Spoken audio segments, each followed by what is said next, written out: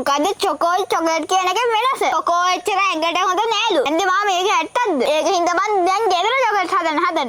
මේකට අපිට කොකෝව ගන්න පුළුවන්. නැත්නම් අබත් හොඳයි. අඹ කන්න නෙවෙයි අඹ ඇටේ. ඇටේ සුද්ධ කරලා හොඳට වේලලා ඇදලා කුඩු කරලා එතකොට ඉතින් කොකෝව වගේ තමයි. මම දැන් මෙන්න මේ දෙක කන්න යන්නේ. කොකෝව ඇට සූප් කරනවා අඹ කනවා. හැබැයි ඉතින් ඇටෙන් චොකලට් නම් දවසින් හදන්න බෑ. අපි මුලින්ම කොකෝව ගෙඩිය අඹ ගෙඩිය කාලා බලමු. දැන් මම මේ පඩි පෙළේ ගහලා කොකෝව ගෙඩිය කඩා ගන්නවා.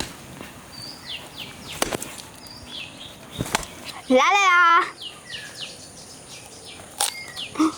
බලන්න ලස්සන. අපි මේකේ චොකලට් හදන්න ඇටේ පොඩ්ඩක් සූපි කරලා ඉමු. නිකන් හිඟුට වනවා වගේ. සූප් ගන්න ඉතල පුළුවන්. හැබැයි රහයි පොඩ්ඩක්. මේක විතර නෙවෙයි චොකලට් හදන්න මට අඹටත් ඕනේ.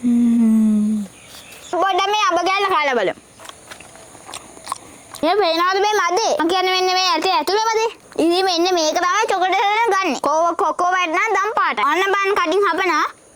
දම් පාටයි. දැන් මේක චොකලට් හදන්න මේක දුබුරු වෙනවා. අර වේදනේ. එහෙනම් ඔයගොල්ලෝ චොකලට් හදන්න වීඩියෝ කරන්න කමෙන්ට් එකක් දාන්න. එහෙනම්